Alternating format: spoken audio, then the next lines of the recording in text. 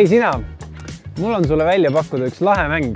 Tegelikult on see lausa jaht, küünlaümbrise jaht ja lõpuks on mega ägedad auhinnad ka, aga nendest varsti lähemalt. Kas sina tead, et need hõbedased küünlaümbrised, mida sa kindlasti oled kodus ka näinud, need ei lagune looduses mitte kunagi, seega need jäävadki sinna igaveseks.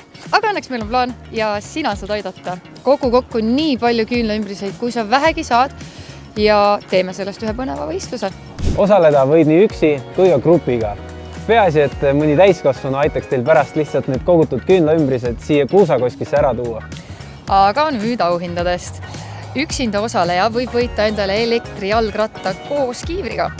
Kui aga kambaga osalete, on auhinnaks 1000 eurot, mille võite kasutada nii klassiõhtuks kui näiteks klassiekskursiooniks.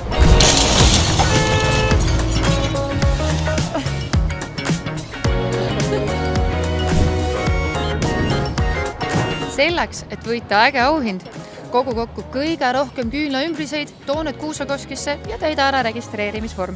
Küünlaümbriste kogumiseks on sul aega kuni 31. märtsini ja võitjad avalikustatakse hiljemalt 15. aprillil.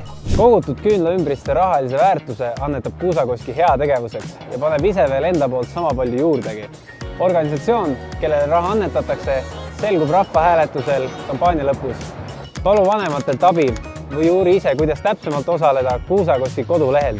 No nii, nüüd on kõik selge. Osale üksi või haara sõbrad ka kaasa ja küünlaümbriste jaht alaku!